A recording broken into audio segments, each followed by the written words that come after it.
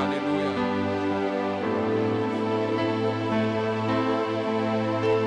Merci Saint-Esprit de ce que tu nous rends. Nous avons besoin de ton onction. Et merci vraiment pour ton onction, l'onction que tu me donnes.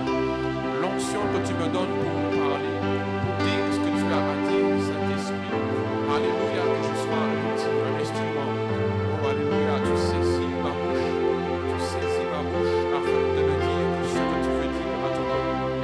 Oh, Saint-Esprit, oh, je prie, je suis concentré afin que tu m'utilises, que tu me conduises afin de dire,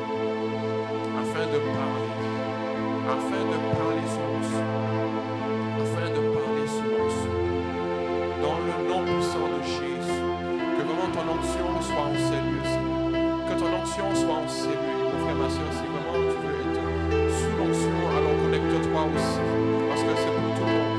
C'est pour tout le monde. Alors, concentre-toi un petit peu. Concentre-toi et tu vas être aussi sous l'onction.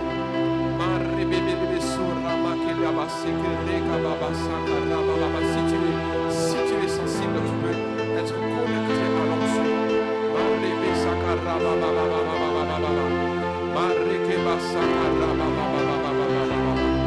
Seigneur, nous te cherchons parce que tu es le Dieu qui est vivant. Tu es le Saint-Esprit.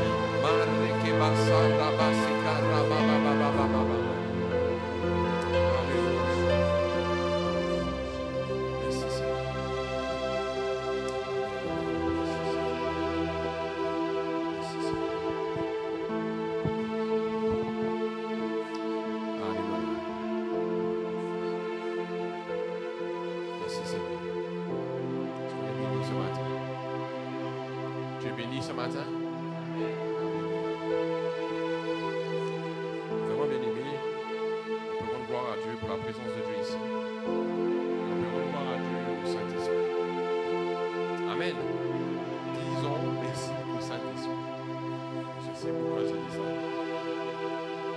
Parce qu'en fait, s'il n'y a pas le Saint-Esprit, on va faire le culte. On va faire le culte. Mais ça n'aura pas d'impact. Et tu ne seras pas béni. Mais s'il y a le Saint-Esprit prend le contrôle. Amen. Bien-aimés, évoluons avec le Saint-Esprit. Prions pour que le Saint-Esprit nous remplisse. Parce que c'est bénéfique pour nous. Amen. C'est bénéfique aussi pour le dimanche matin. Faisons vraiment cette prière. Saint-Esprit, conduis-nous. Saint-Esprit, remplis-nous. Saint-Esprit, oins-nous. Parce que nous avons vraiment besoin de son onction. Amen. Pourquoi je dis ça? Parce que, vraiment bien aimé, pendant que notre sœur nous conduisait, j'ai vraiment eu, en tout cas, je dirais une autre direction pour le message. C'est le même message, mais une direction que je n'avais pas prise. Et vraiment, de par la sœur, vraiment, bien aimé, bénissez le nom du Seigneur pour le Saint-Esprit. Et bénissez le nom du Seigneur aussi pour des personnes sensibles à l'esprit. Amen. Nous avons besoin de personnes de plus en plus sensibles. Et soyons tous sensibles. Sois sensible à l'esprit. Et bien aimé, c'est pour tout le monde, ce n'est pas que pour les ministres. Amen. Ce n'est pas que pour les ministres, ce n'est pas que pour les ministres de la parole, ce n'est pas que pour le prédicateur, ce n'est pas que pour les pasteurs. Mais c'est pour toi et moi. Pourquoi? Parce que le Seigneur a dit, je répandrai de mon esprit. Il n'a pas dit, je répandrai de mon esprit sur tous les pasteurs. Il a dit, je répandrai de mon esprit sur toute chair. Jeunes, vieux, moins grands, plus jeunes, tout petits. Il y a une part pour chacun. Je répandrai de mon esprit. Le Seigneur dit, il prend son esprit et il te le donne. Amen. Il prend son esprit et il te le donne, afin que nos enfants puissent prophétiser, vos fils et vos filles. Tu les prends comme tu veux, à l'âge qu'il a. Vos fils et vos filles prophétiseront. Vos jeunes gens auront des visions. Et vos vieillards des songes. Amen. Oui, sur mes serviteurs et mes servantes, je répandrai de mon esprit. Effectivement, hier, l'un des serviteurs a pris aussi ce verset et nous rappelait, bien aimé, que nous sommes dans ces temps-là. Donc si tu ne ressens pas ça, sache que tu es dans ces temps-là. C'est une parole qui a été prophétisée en Joël et qui a été rappelée dans Actes des Apôtres quand le Saint-Esprit a été envoyé. Donc, tu es dans ce moment-là. Donc, tu peux le dire, même si tu ne le ressens pas forcément, tu ne ressens pas. Certains ressentent des petits châtiments, et des fois, certains ne ressentent rien. Mais tu dois en être convaincu. Par la foi, parce que la parole de Dieu le dit. Et tu peux le dire en t'appuyant sur la parole de Dieu. Voilà, la parole de Dieu a dit ça. Donc, il répand son esprit sur moi. Amen. C'est, je crois, Isaïe 61 qui dit l'esprit du Seigneur est sur moi, car il m'a oint. Amen. Car il t'a oint. Encore une fois, je dis, bien-aimé, l'onction n'est pas que pour les pasteurs, les serviteurs, même si forcément, oui, il faut que nos serviteurs soient oints, mais il faut que toi aussi tu sois oint. Amen. Vous pouvez vous asseoir. Alléluia. Merci à toi, cher Saint-Esprit. Bien-aimé, je crois que le Saint-Esprit est là et il va me conduire parfaitement. Amen. J'ai la conviction qu'il me conduit parfaitement. Et vraiment que le Saint-Esprit aussi te donne le message que tu dois recevoir. Quand je dis ça, ça veut dire que même si je vais prêcher, je vais dire des choses, mais qu'au travers de ce que je dis, le Saint-Esprit te donne le bon message dans ton esprit. Amen. Est-ce que j'ai l'attention de tout le monde? Très important, bien-aimés, soyons concentrés, parce que nous ne prêchons pas juste pour prêcher, nous ne disons pas des choses juste pour dire, mais nous parlons au nom de Dieu.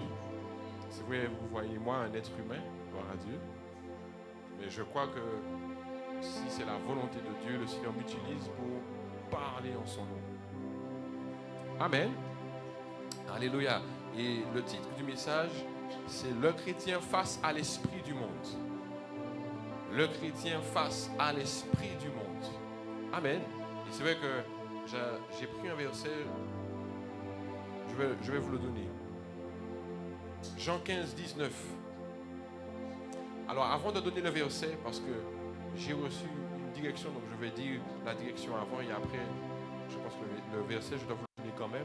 Mais la direction que j'ai eue, c'est que, bien aimé, justement, comme notre sœur nous a conduit dans l'adoration, nous a amené à être beaucoup plus profond dans l'adoration. Bien aimé, j'ai compris ça. En fait, bien aimé, l'esprit du monde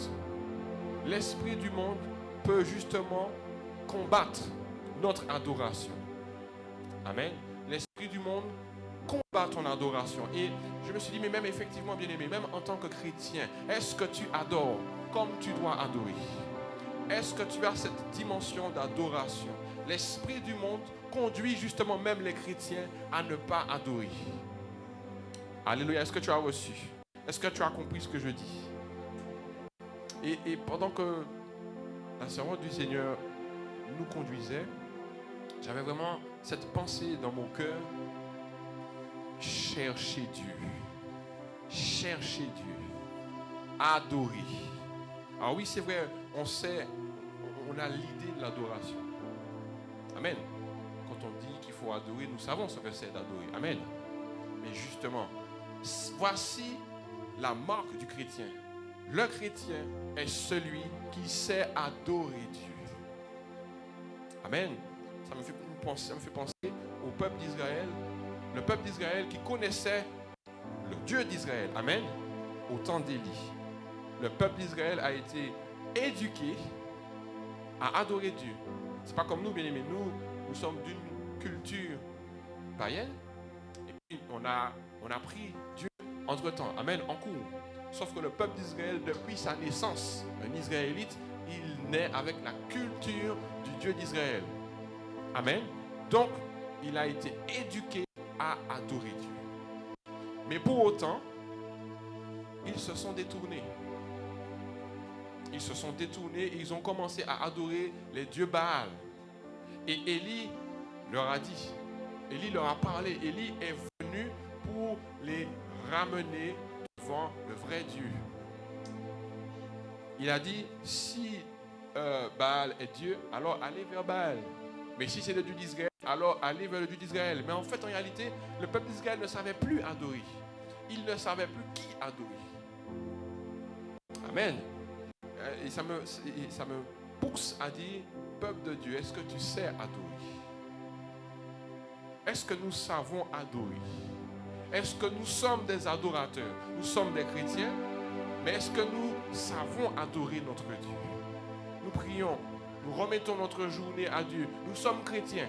C'est notre identité, notre enveloppe, je dirais, notre étiquette. Nous avons une étiquette de chrétien. Amen.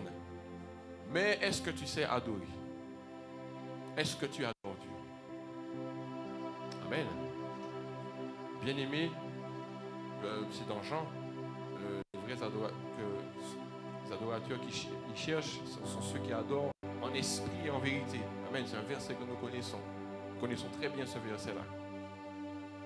Les adorateurs qui demandent sont ceux qui adorent en esprit et en vérité.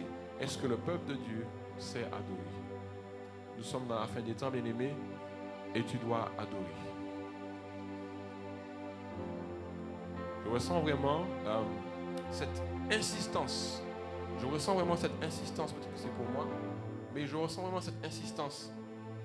Est-ce que tu sais adorer? Est-ce que tu adores Dieu? Parce que, bien-aimé, l'esprit du monde te conduit à adorer autre chose. Nous sommes persécutés par l'esprit du monde. Amen. Et pourtant, nous sommes chrétiens. Nous lisons la Bible. Normalement chaque jour. Amen. Au moins chaque jour. Mais est-ce que nous adorons Dieu? Sur quoi sont tes pensées? Est-ce que tes pensées sont sur Dieu? Est-ce que vraiment ce qui motive tes pensées sont sur Dieu? Amen. Est-ce que tes pensées sont sur Dieu? Est-ce que chaque jour, parce que bien aimé, l'adoration n'est pas juste croire en Dieu. L'adoration n'est pas juste je chante des chants. L'adoration, c'est comme ce que la sœur Noémie nous a conduit, c'est d'aller en profondeur. Bien aimé, pendant que j'adorais, là, notre sœur nous a conduit, nous a dit, voilà, vraiment. Et bien aimé, je me suis dit, Seigneur, je n'ai aucun mot. Mais j'ai un cœur. Parce que il n'y avait aucun mot que je trouvais, que je pouvais dire à Dieu. Aucun mot. Mais par contre, j'avais cette conviction que Dieu entendait la profondeur de mon cœur.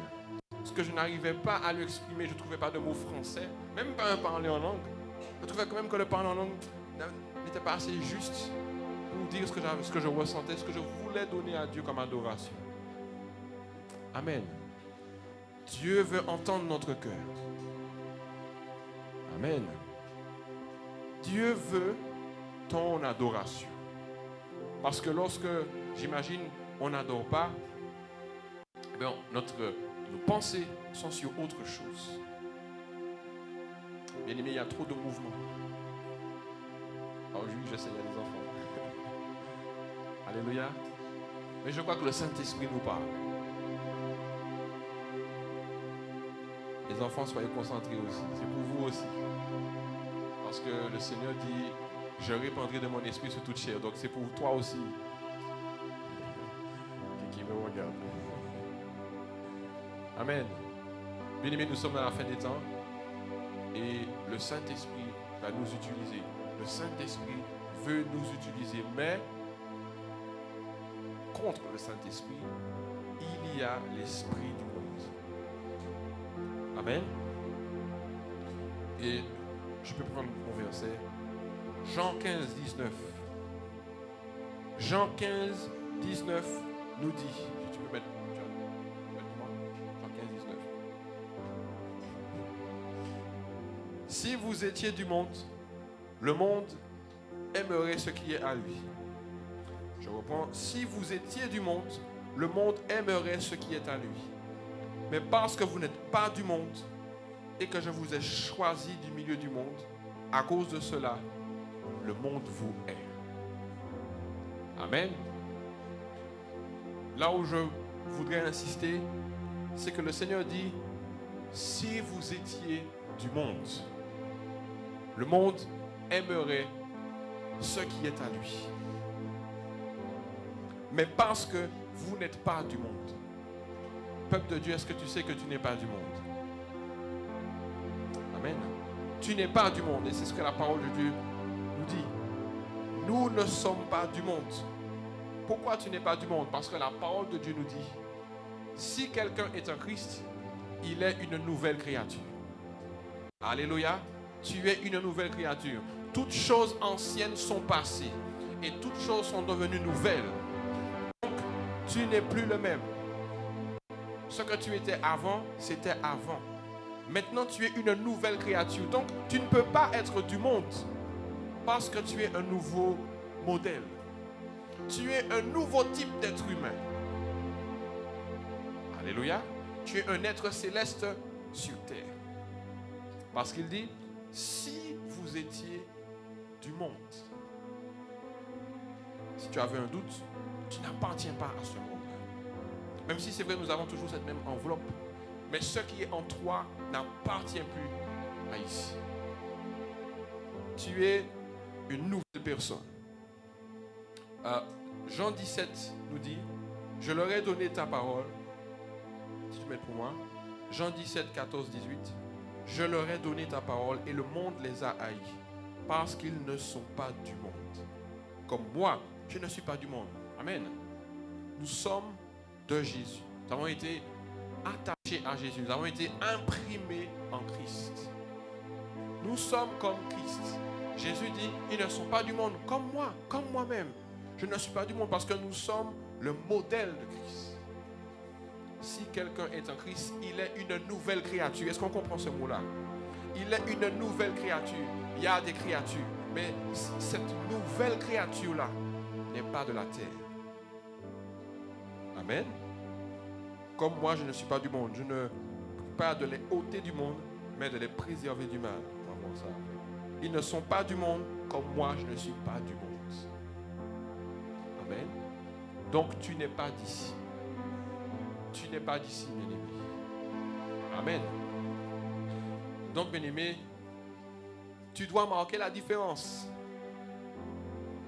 Amen. Déjà, notre façon de fonctionner marque la différence. Déjà, ceux qui sont autour de toi doivent voir la différence. Alors, je pose une question du coup. Est-ce que ceux qui sont autour de toi voient la différence? Est-ce que ceux qui sont autour de toi voient que tu as changé? Toi, tu as toujours connu, mais pour autant, tu as changé. Tu n'es plus la même personne. Pourtant, nous voyons la même enveloppe, mais il y a quelque chose en toi qui est différent. Est-ce qu'on peut constater ça en toi? Normalement, oui. Normalement, les personnes qui nous côtoient, elles sentent quand même que, même si tu es un être, la personne voit devant elle un être humain, mais pour autant, elle voit quelque chose qu'elle ne peut pas, voilà, elle peut pas dire, elle peut pas, comment dire, qualifier. Mais pour autant, dans son esprit, elle est convaincue que tu es différent. Amen. Nous sommes différents parce que nous ne sommes pas d'ici. Alléluia. La parole de Dieu nous dit, Romains 12, 2, que nous connaissons, ce sont des versets que nous connaissons. Ne vous conformez pas au siècle présent. Amen. Le siècle présent a des codes, a des principes qui ne sont plus les nôtres. Mais soyez transformés par le renouvellement de l'intelligence, afin que vous discerniez quelle est la volonté de Dieu, ce qui est bon, agréable et parfait. Sachant que tu es une nouvelle personne, tu dois maintenant comprendre le nouveau fonctionnement. Parce que tu es un nouveau modèle, tu es une nouvelle créature. Amen. Sauf qu'on a reçu une éducation depuis des années. Donc, tu dois maintenant discerner comment Dieu fonctionne. Bien-aimé, ce n'est qu'un rappel, parce que nous le savons déjà, n'est-ce pas? Nous savons déjà que nous ne fonctionnons pas comme ce monde-là. Mais je pose la question, est-ce que des fois nous ne fonctionnons pas comme le monde? Est-ce que des fois il n'y a pas encore des relents du monde dans notre vie? Alléluia, est-ce qu'il y a quelqu'un? La parole de Dieu te dit de ne pas te conformer. Tu ne fais pas comme le monde. Tu ne dois pas fonctionner comme le monde. On ne doit pas trouver ça chez toi. Amen. Il y a des choses pour l'être humain qui sont logiques, comme par exemple mentir. Pour quelqu'un d'ici, c'est normal de mentir. Je dis ici, pas dans l'église, bien sûr. Je parle dans notre monde, entre guillemets. C'est normal de mentir. Mais est-ce que pour nous, c'est normal de mentir? Non. Nous savons que le mensonge, le diable est le père du mensonge. Donc, bien sûr, nous ne pouvons pas mentir. Donc, bien sûr, bien-aimés, cela passe par déjà, j'ai mis connaître notre identité, mais je vais dire plutôt demeurer dans son identité. Tu dois demeurer dans l'identité de Christ. Tu dois marcher dans l'identité de Christ. Tu dois te rappeler l'identité de Christ. C'est ce qui doit être imprimé dans ton esprit. Toute ta vie, tu dois marcher comme étant Christ. Ça me fait penser à un verset. Dans 1 Jean, si quelqu'un trouve le verset qui dit que si tu es en Christ, je vais le trouver. Désolé, c'est le suspense. Alléluia, alléluia. Si nous disons, voilà. Si nous disons que nous sommes en communion avec lui, voilà, nous sommes chrétiens, disons que oui, nous connaissons le Seigneur. Si nous disons que nous sommes en communion avec lui et que nous marchions dans les ténèbres, nous mentons. Amen. Tu es en train de mentir. Quand tu dis, tu revendiques, je suis chrétien, mais pour autant, tu marches dans les ténèbres. Ta vie n'est pas en cohérence avec la parole de Dieu. Tu es en train de mentir et il dit, nous ne pratiquons pas la vérité. Amen. Alléluia. Est-ce qu'il y a quelqu'un? 1 Jean 1, verset 6. Donc je disais que tu dois marcher dans cette identité de Christ. Et un verset qui m'a rappelé ça. Jean 14, 17. Jean 14, 17 nous dit, l'esprit de vérité. L'esprit de vérité que le monde ne peut recevoir. Amen. Mon frère, ma soeur, l'esprit que nous avons, le monde ne peut pas le recevoir. Le monde ne peut pas comprendre ça. Le monde ne peut pas le recevoir. C'est-à-dire que même si la personne le voudrait, elle ne peut pas le recevoir. Il dit, l'esprit de vérité que le monde ne peut recevoir parce qu'il ne le voit point et ne le connaît point. Mais vous le connaissez. Amen. Car il demeure avec vous et il sera en vous. Alléluia. L'esprit de vérité est en toi. Donc, l'esprit de vérité ne peut te conduire qu'à fonctionner comme Dieu. Et c'est l'esprit de vérité qui t'amène à combattre l'esprit du monde. Parce que l'esprit du monde est partout. L'esprit du monde, et la parole de Dieu nous dit, c'est dans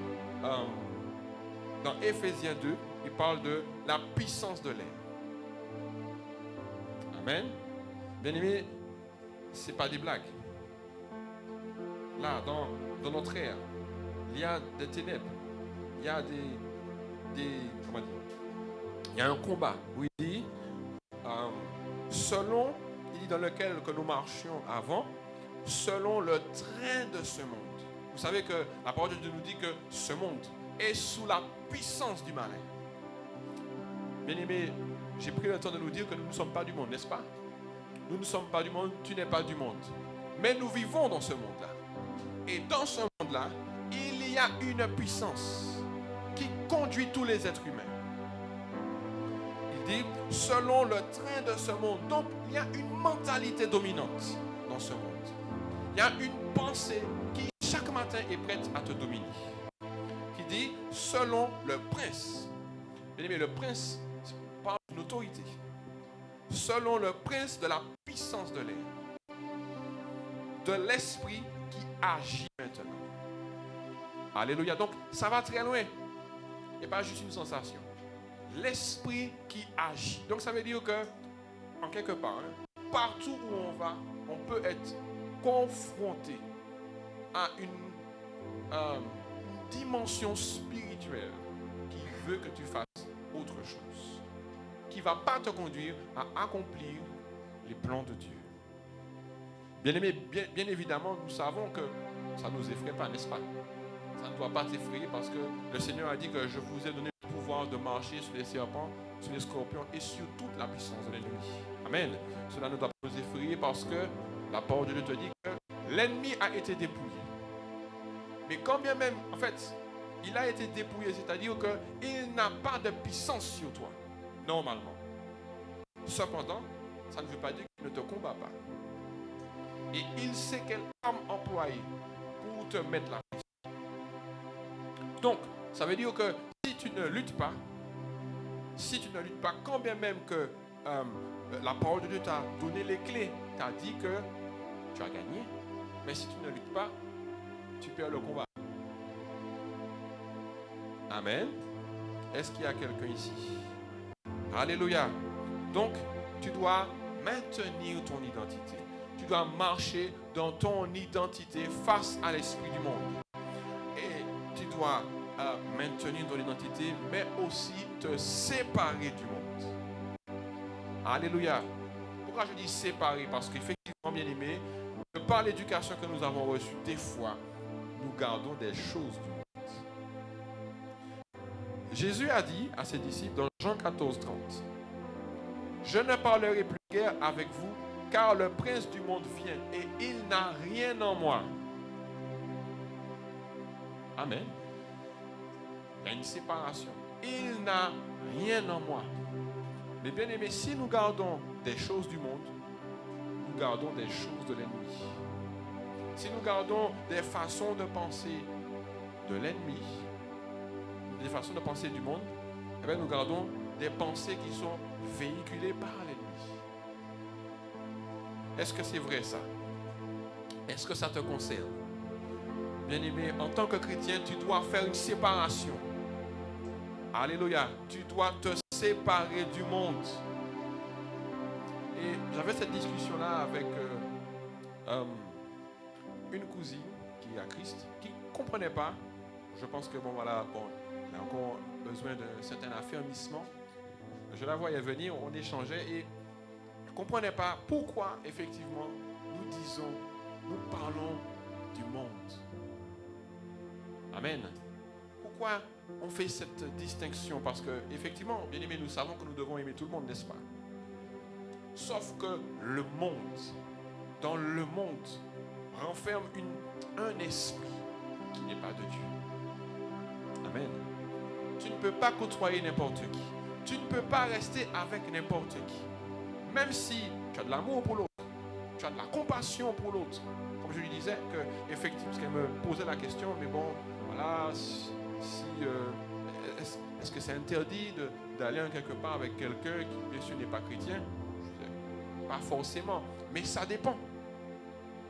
Qu'est-ce que tu fais avec cette personne-là? Est-ce que c'est cette personne-là qui te pousse à faire des choses?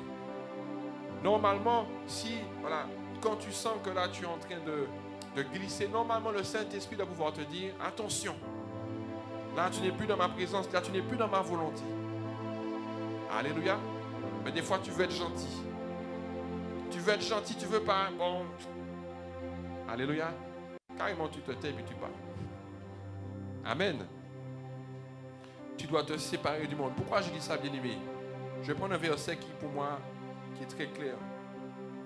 2 Corinthiens 6, 14 à 17. Et ça, bien-aimé, ça doit être clair pour nous.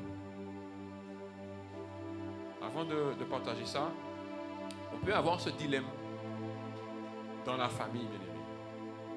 On peut avoir ce dilemme dans la famille. La famille peut t'inviter. C'est compliqué, n'est-ce pas, mon frère Franz?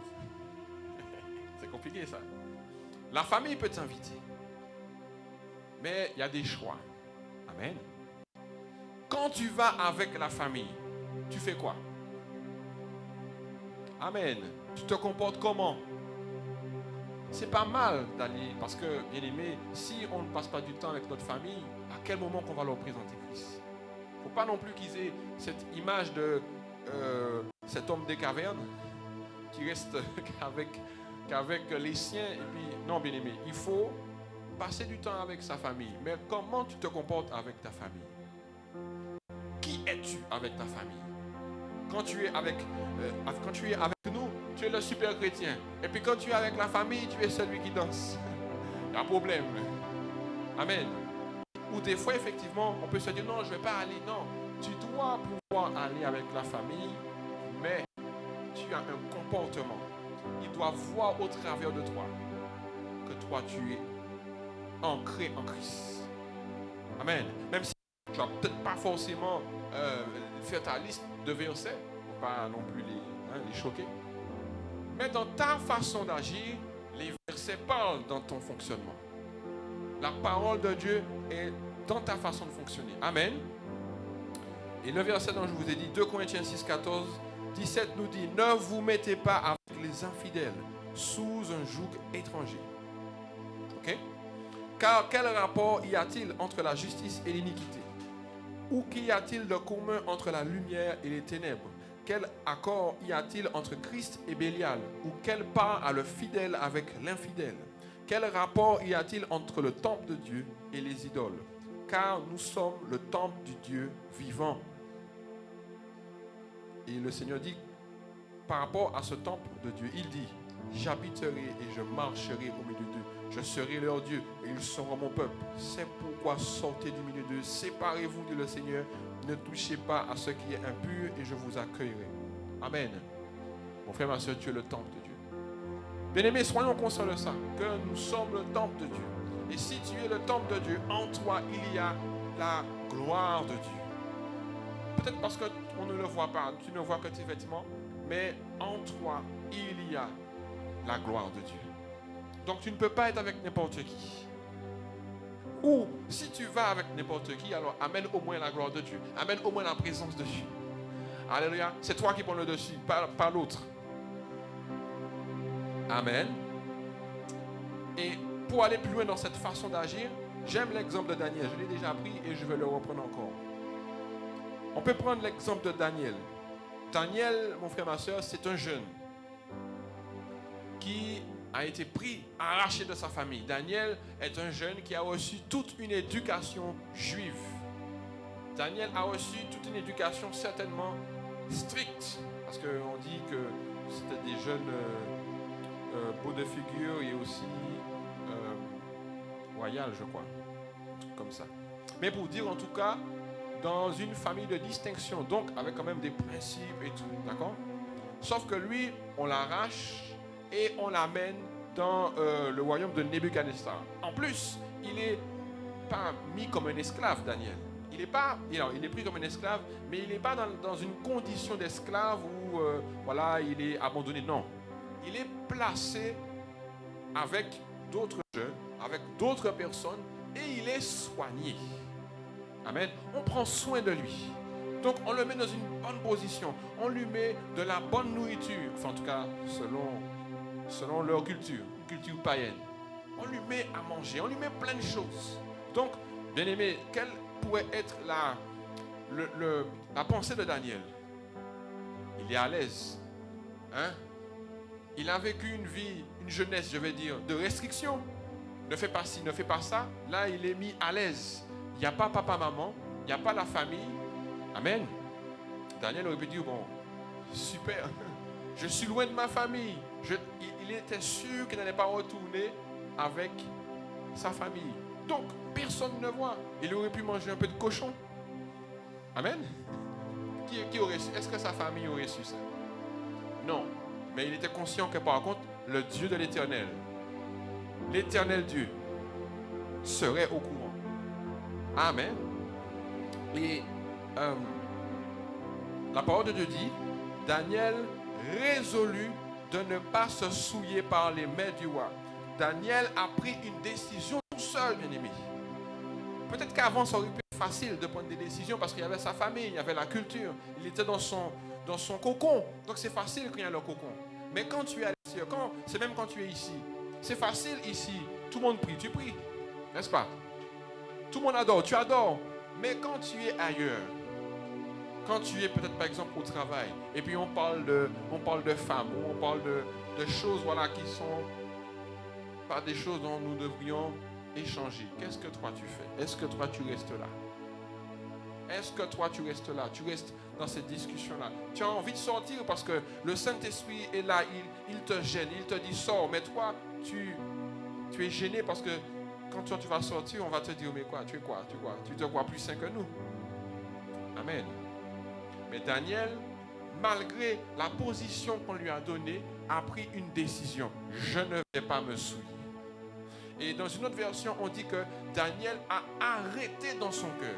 Donc ça veut dire qu'il a pris une ferme décision. Mon frère, ma soeur, tu dois prendre une décision pour le Seigneur. C'est quand que tu as pris une décision pour le Seigneur? C'est quand que tu t'es décidé, ok Seigneur mon Dieu, là maintenant ça va changer dans ma vie. Là maintenant je vais être un chrétien fort, puissant. Un chrétien qui va aller, par exemple, aller évangéliser. Quand est-ce que tu as pris cette décision-là? Amen. Je vous pousse à réfléchir. Et quand Daniel a fait ça, Daniel 1,9 nous dit qu'il a trouvé grâce. Daniel a trouvé grâce aux yeux de Dieu. Alléluia. Donc, mon frère, ma soeur, en faisant cela, tu auras la grâce de Dieu. En faisant cela, tu auras la faveur de Dieu. Quand tu prends une décision au nom de Dieu, tu auras la faveur, même si peut-être on va se moquer de toi, même si on va te trouver bizarre, mais Dieu va manifester sa grâce pour toi. Alléluia. Et je me suis posé la question, mais pourquoi, bien-aimé, dans l'ancien temps, ça semblait être facile. Dans l'ancien temps, on voit quand on lit la Bible, on voit les personnes vraiment très zélées spirituellement. Et pourquoi dans notre temps, il y a une grande partie de chrétiens, mais on est si peu zélés? Amen. Je vous donne l'exemple de Moïse.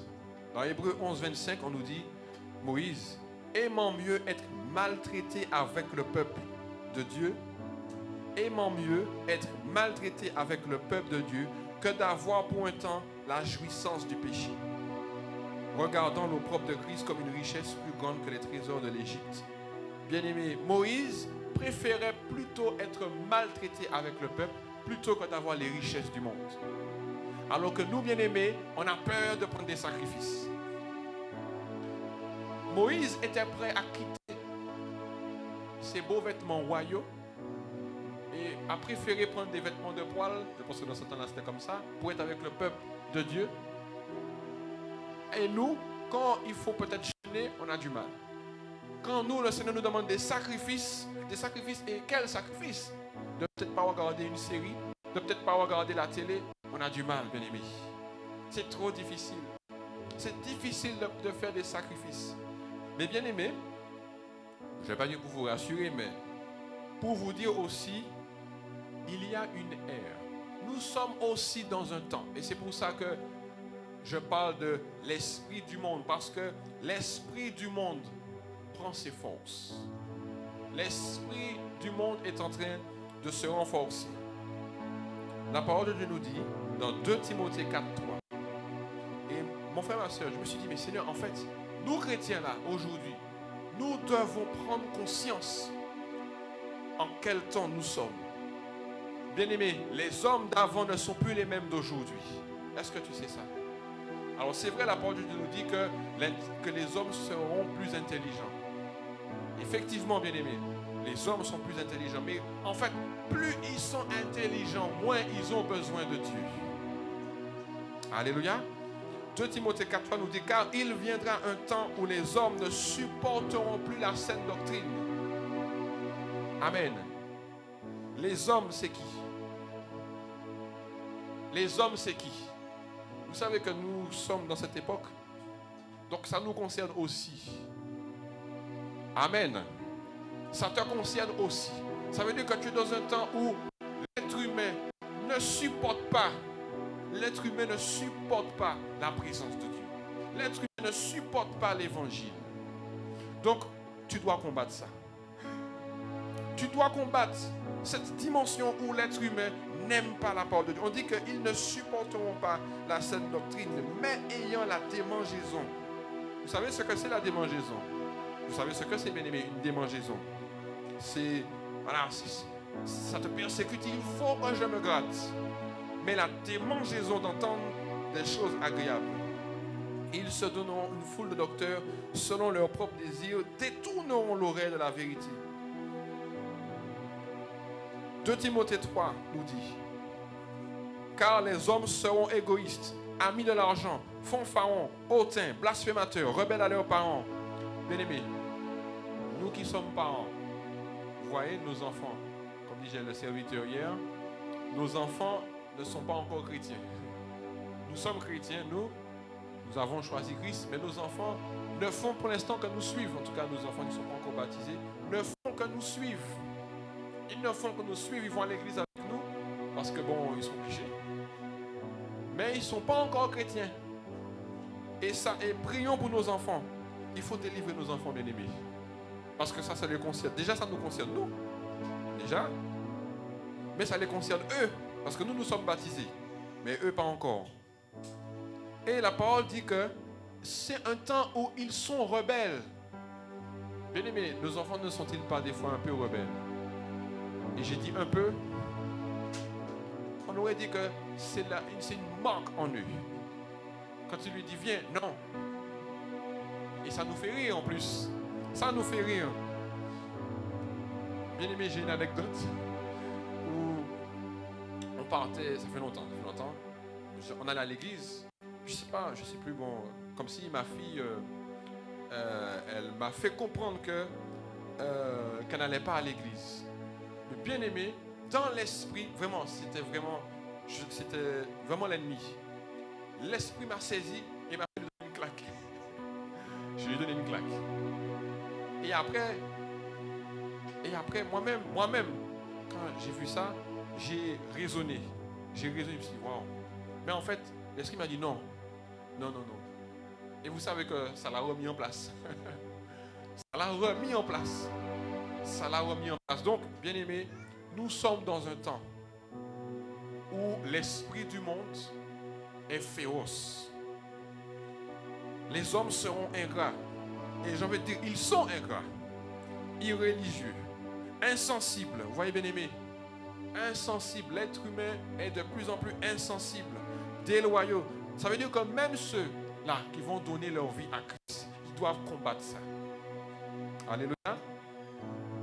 Déloyaux, calomniateurs, intempérants, cruels, ennemis des gens de bien, traîtres, emportés, enflés d'orgueil, aimant le plaisir plus que Dieu, ayant l'apparence de la piété, mais rognant ceux qui ont fait la force, éloigne-toi de ces hommes-là. Amen. Vu qu'il y a le temps passe, j'avais un point, mais je vais passer dessus. Bien aimé, qu'est-ce que l'esprit du monde? Parce que c'est vrai que souvent nous parlons du monde. Mais c'est quoi l'esprit du monde? C'est comme je vous ai dit, nous sommes dans le monde, n'est-ce pas? C'est quoi l'esprit du monde? La parole de Dieu nous dit, n'aimez point le monde. C'est un commandement du Seigneur. N'aimez point le monde, ni les choses qui sont dans le monde. Quand on entend ça, on se dit, mais en fait, Seigneur, finalement, qu'est-ce que je dois faire? Puisque nous habitons dans ce monde-là. Et la parole de Dieu nous dit, n'aimez point le monde,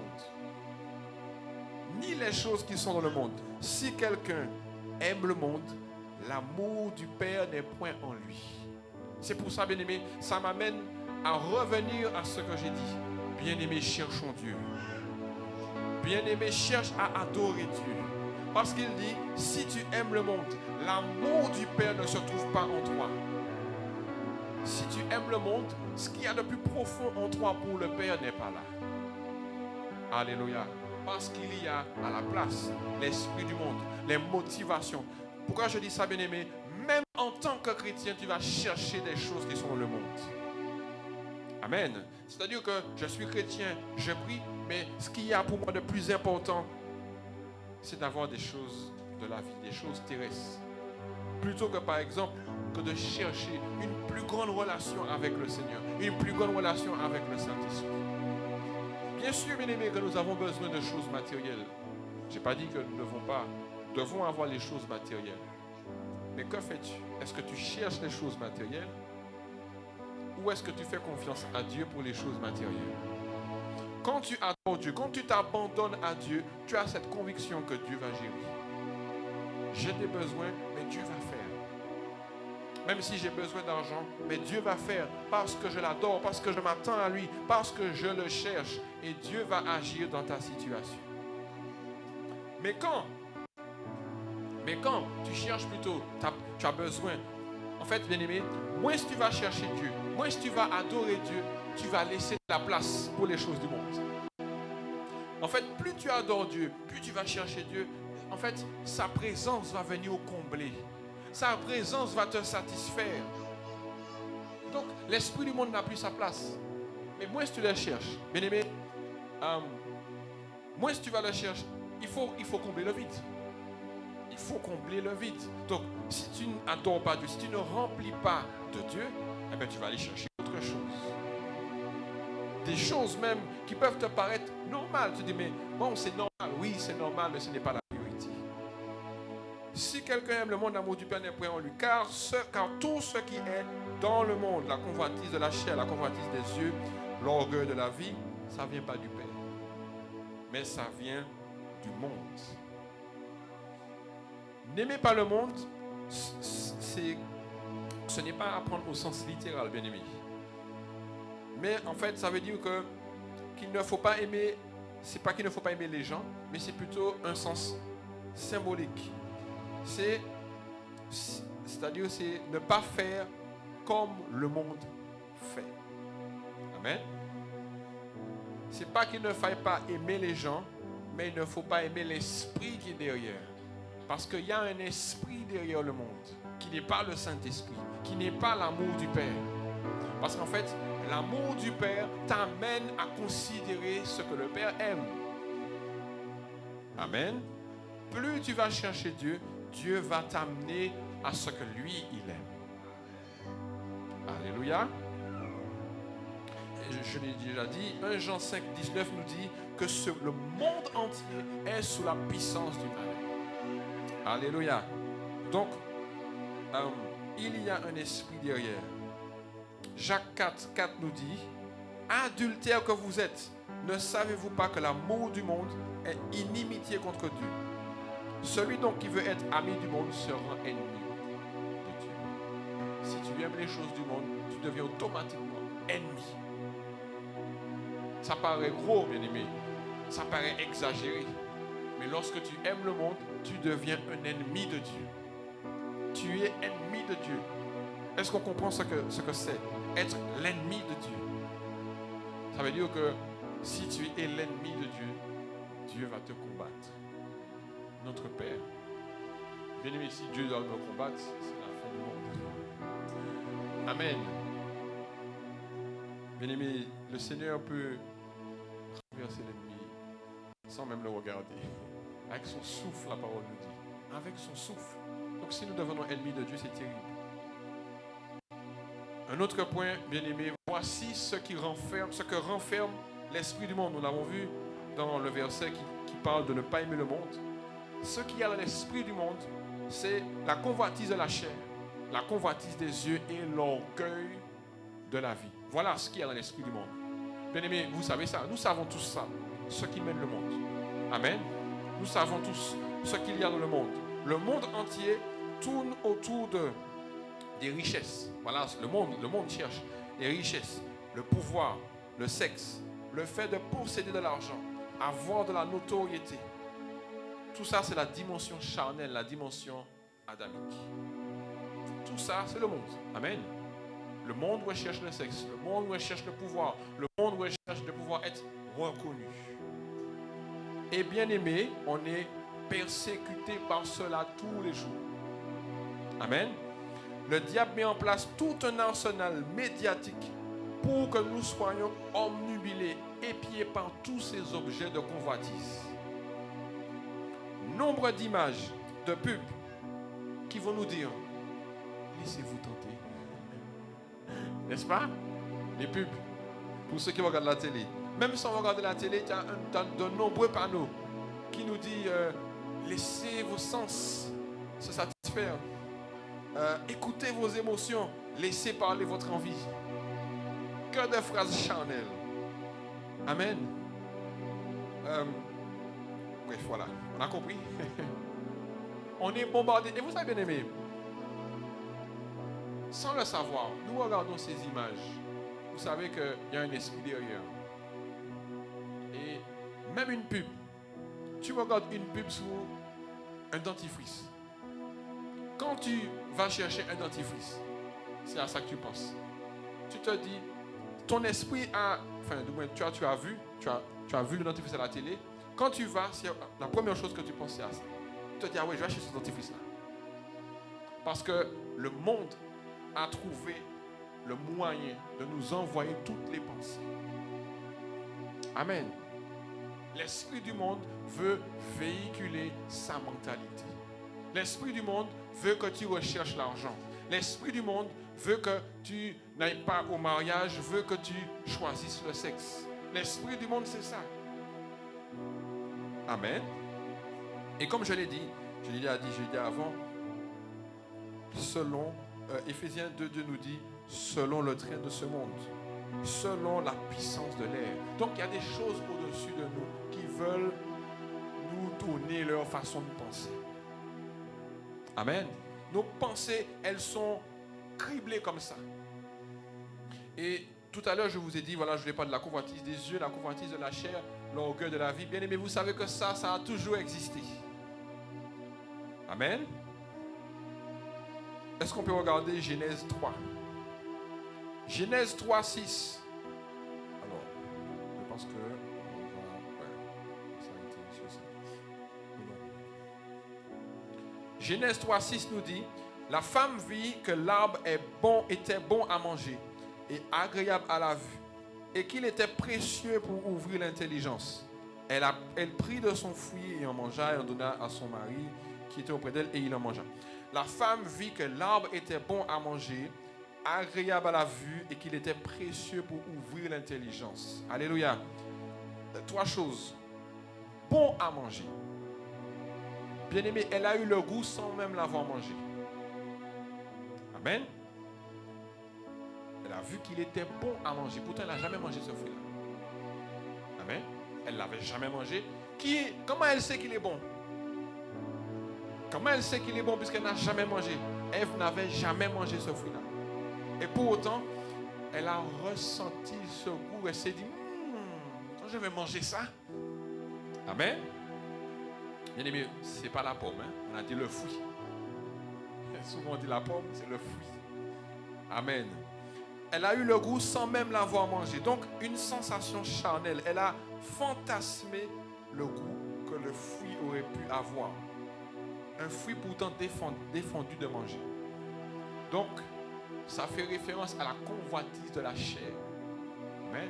Elle a eu ce désir de manger le fruit. Agréable à la vue. Elle a identifié le fruit. Donc, quand la parole dit agréable à la vue, donc ça veut dire qu'elle a pris soin de bien regarder le fruit, de voir tous les angles du fruit. Elle a analysé le fruit. Amen. Donc, elle a convoité. Donc, sa pensée en réalité avait déjà consommé le fruit. Convoitise des yeux. La convoitise des yeux, c'est ça. C'est-à-dire que je veux posséder ça. Amen. Est-ce qu'on est là? Alléluia. Et précieux pour ouvrir l'intelligence, ça veut dire qu'elle s'est dit, voilà, ce fruit-là va me donner un pouvoir, va me donner un savoir que Dieu ne m'a pas donné. Orgueil de la vie. Dans ce fruit-là, le diable a réussi à lui infiltrer une pensée. Je vais avoir un certain pouvoir comme Dieu. Alléluia. Et de plus, Satan, justement, avec tout ça, il a jeté le trou en essayant de faire croire à Adam et Ève qu'ils n'étaient pas ce qu'ils étaient déjà. Est-ce que vous avez compris? Le diable a amené Adam et Ève à penser qu'ils n'étaient pas ce qu'ils étaient déjà. Il dit, mais Dieu sait que le jour où vous en mangerez, vos yeux s'ouvriront et vous serez comme des dieux. Bien-aimés, Adam et Ève ont été créés à l'image de Dieu. Amen. Donc, il les a poussés en fait à sortir du cadre de Dieu. Et l'esprit du monde, c'est ça. L'esprit du monde te propose soi-disant des choses que Dieu ne peut pas te donner, que tu n'as pas avec Dieu. L'esprit du monde, c'est ça. C'est-à-dire que tu n'es pas obligé de passer par Dieu. Tu n'es pas obligé de chercher Dieu. Bien-aimé, effectivement, quand tu as beaucoup d'argent, est-ce que tu vas forcément penser à Dieu? Cet esprit qui te pousse à chercher l'argent, c'est-à-dire de passer par d'autres chemins qui ne sont pas de Dieu et qui finalement te permettent d'avoir aussi. Mais pour autant, il va te manquer quand même la présence de Dieu. Chose dont nous avons besoin. Alléluia. Alléluia. Donc, mon frère, ma soeur, pour finir, je vais glisser sur mes deux autres points. Excusez-moi. Bien-aimé, face à l'esprit du monde, tu dois être fort continuellement. On a déjà prêché ça, que nous devons être forts. Tu dois être fort et tu dois veiller. 1 Timothée 4 nous dit, veille sur toi-même. Donc déjà, veille sur toi-même et sur ton enseignement. Persévère dans ces choses-là, car en agissant ainsi, déjà tu vas te sauver toi-même et tu sauveras ceux qui t'écoutent. Amen. Donc déjà tu te sauves, mais en plus tu es un outil pour en sauver d'autres. Ça veut dire que Dieu pourra effectivement t'utiliser aussi pour les autres. Amen. Donc cela implique, mon frère, ma soeur, de la consécration. Même si tu n'es pas prédicateur, même si tu n'es pas évangéliste, même si tu n'es pas prophète, tu dois te consacrer à Christ. Tu dois te consacrer à la présence de Dieu. Bien-aimés, nous avions un événement. Nous avions eu, comme la sœur a dit, nous avions un événement pour les jeunes. Et pasteur Lionel s'est préparé pour prêcher. Et bien aimé, je me suis dit, même si ce n'est pas moi qui interviens, je me prépare comme si c'est moi qui vais aller prêcher. Toi aussi, prépare-toi, même si ce n'est pas toi qui viens prêcher, mais prépare-toi. Alléluia. Consacre-toi, parce qu'en fait, tu te consacres à la hauteur de ce que tu as reçu. Qu'est-ce que tu as reçu? Tu as reçu le Saint-Esprit. Donc tu ne peux pas mener une vie n'importe comment. Amen. Si tu as le Saint-Esprit, ça veut dire que tu dois honorer sa présence en toi. Donc tu ne dois pas négliger ta vie. Tu ne dois pas permettre à l'esprit du monde de t'amener à une autre direction. Parce que tu as en toi le Saint-Esprit. Parce que tu es le prince et la princesse du Seigneur.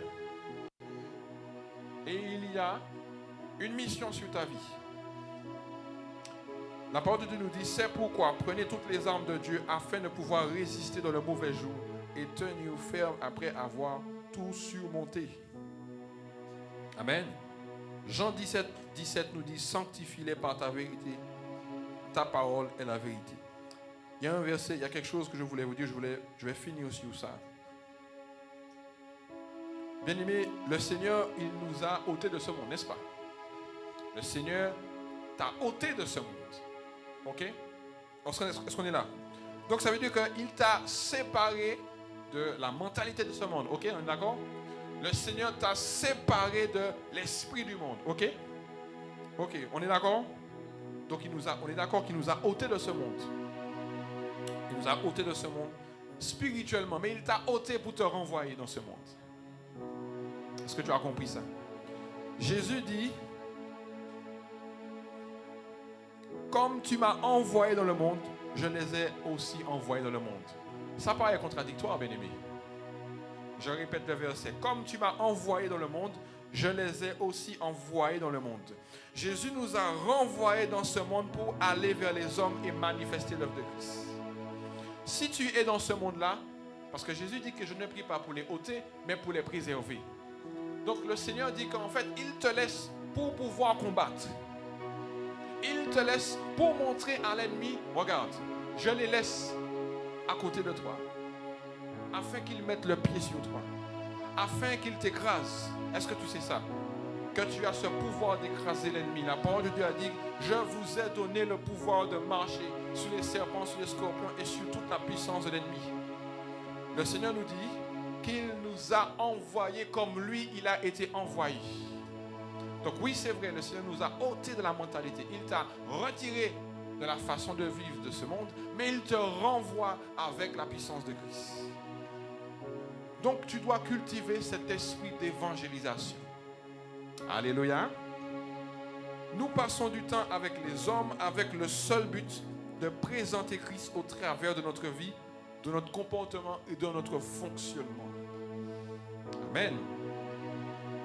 2 versets, bien-aimés. 2 versets. Mon frère, si tu peux mettre déjà pour moi les derniers points, les points à retenir. 2 versets. Je vous laisse avec ces 2 versets. 2 Timothée 4, 2. Ça, c'est un verset à chaque fois qui me challenge. Parce qu'à chaque fois quand j'entends ce verset-là, ça me fait prendre conscience que je ne prêche pas assez la parole de Dieu. 2 Timothée 4, 2. Et c'est pour toi. C'est pour toi. Prêche la parole, insiste en toute occasion, favorable ou non, reprend, censure, exhorte avec toute douceur et en instruisant. Amen. Ah, tu n'as pas bien entendu. Prêche la parole, insiste en toute occasion, favorable ou non. C'est à ça que le Seigneur t'appelle. Quand il te renvoie dans ce monde, il te dit prêche la parole. 2 Corinthiens 5, 20 nous dit, et ça aussi c'est pour toi. Nous faisons donc les fonctions d'ambassadeurs pour Christ. Comme si Dieu exhortait par nous, nous vous en supplions au nom de Christ. Soyez réconciliés avec Dieu. Voici ta mission. Quand tu es dans ce monde-là, ta mission, c'est que tout homme soit réconcilié avec Dieu. Alléluia, est-ce que tu as reçu ça? Je vais prendre quand même le dernier verset. J'avais dit 2, désolé. Un troisième. 2 Corinthiens, et c'est le dernier. 2 Corinthiens 2, 14. 2 Corinthiens 2, 14. Grâce soit rendue à Dieu, qui nous fait toujours triompher en Christ et qui répand par nous en tout lieu l'odeur de sa connaissance. Alléluia. 2 par 3. Et ma soeur Noémie était très inspirée en parlant des narines de Dieu. Amen. Répandons, notre vie doit répandre l'odeur de Dieu. Notre vie, partout où on va, même quand tu vas dans un centre commercial, ta vie répand l'odeur de Dieu. Ça veut dire que même les esprits qui sont là, ils sentent que tu es là. Amen. Même les personnes qui sont là à côté de toi, ils sentent, bon, peut-être qu'ils sentent aussi ton parfum, mais ils sentent un parfum spécial. C'est un parfum qui sort du ciel. C'est le parfum de Jésus-Christ. C'est le parfum du Saint-Esprit. Amen. C'est le parfum du Père, Fils, Saint-Esprit. C'est ça que tu transportes. Et c'est ce que tu dois transporter chaque jour. Amen. Merci Seigneur. Donc, bien-aimés, pour finir, on finit sur ça. Nous ne sommes pas de ce monde. Amen. Je veux, bien-aimés, que nous retenons ça. Tu n'es pas d'ici. Tu n'es pas de ce monde-là. Ici, ce n'est pas ton monde. Nous sommes là pour peu de temps. Et tu dois marquer la différence. Travaille à ça. Ma vie doit montrer la différence. Ma vie doit montrer que je suis en Jésus-Christ. Ma vie doit montrer que Christ est celui qu'il faut choisir. Mais pour ça aussi, tu dois être fort et veiller chaque jour. Et cultiver un esprit d'évangélisation. Bien-aimé au nom de Jésus, je crois que il y aura un temps où nous allons aller évangéliser. Je parle au Lamentin. Je parle des bien-aimés du Lamentin. Il va falloir qu'on aille évangéliser. Alléluia. Mon frère, ma soeur, tu as vu, il y a de nouvelles chaises. Pour moi, c'est un acte prophétique afin qu'il y ait encore des âmes. Amen. Et je t'interpelle aussi afin que tu évangélises par ta vie. Amen. Évangélise par ta vie. Évangélise par ta vie. Et toujours une pensée. Et toujours une pensée à te dire, il faut que je donne la parole de Dieu. Que je porte Dieu à quelqu'un. Que j'amène quelqu'un à l'église. Bien-aimé, l'idée n'est pas de remplir l'église de personnes. Non. Mais tu dois donner la parole à quelqu'un. Tu dois gagner une âme. Alléluia. Pour finir, bien-aimé, quand, quand j'étais dans la présence de Dieu, j'ai vraiment eu cette pensée que nous devons chercher à adorer. Amen. Nous devons chercher à adorer notre Dieu, parce que si tu n'adores pas, tu vas te faire engloutir par l'esprit du monde. Amen. Est-ce qu'on a retenu ces 3 points? Ces 4 points, pardon. 4 points. Amen. Bien-aimés, soyez bénis. Est-ce que vous avez été bénis? Alléluia. Nous pouvons nous lever. Ça me permet aussi, bien-aimés, de réitérer cet appel. Bien-aimés, cette église va aller plus loin. J'ai l'intime conviction que cette église va aller plus loin. Mais néanmoins, même si vous recevez de mon message, n'est-ce pas? Amen. En toute humilité. Amen. Même si nous savons que l'Esprit de Dieu agit ici, bien-aimé, l'œuvre a besoin aussi de finances. Ça passe aussi par des finances. Soyez rassurés, bien-aimés. Nous ne prêchons pas l'argent. Nous comptons sur Dieu. Mais bien sûr, il faut quand même que ça passe par ça. Donc, la fois dernière, j'ai fait un appel. Si des personnes voudraient s'engager, vraiment, bien-aimés, selon les moyens de tout chacun, si vous connaissez vos moyens, mais si l'Esprit de Dieu vous met à cœur de pouvoir s'engager par 50 € par mois. D'accord, bien-aimés? Pour ceux qui sentent vraiment cet appel, qui voudraient s'engager, donner 50 € par mois, parce que l'Église a besoin de pouvoir avancer. Parce que pour l'instant, c'est l'Église mère qui soutient quand même le loyer d'ici. Donc, ça fait une charge quand même, depuis un certain nombre de temps. Et nous croyons, nous prions pour que cette Église puisse subvenir à ses propres besoins. Ok? Et nous croyons que cela se fera. Et cela passe par vous aussi. Et nous croyons que vous allez être bénis. J'ai cette intime conviction que vous allez être bénis. Ok, bien-aimés? Et la bénédiction passe aussi par les offrandes. Dieu passe par de nombreux moyens, pas que ça, mais passe aussi par ça. Ok, bien-aimés? Donc, il y en a certains qui ont déjà fait cet acte d'engagement. Donc, soyez bénis pour ceux qui l'ont déjà fait. Ceux qui souhaitent le faire peuvent encore le faire. Il va falloir à ce moment-là se rapprocher de la sœur Mireille. Amen. Et je voudrais aussi bénir notre sœur Rosala qui s'investit pour les fleurs. Que le Seigneur vraiment te bénisse, ma sœur. Qu'il te bénisse dans tes finances puissamment au nom de Jésus. Je déclare au nom de Jésus que tu en auras encore. Amen. Alors, prie pour les offrandes. Merci Seigneur, Papa.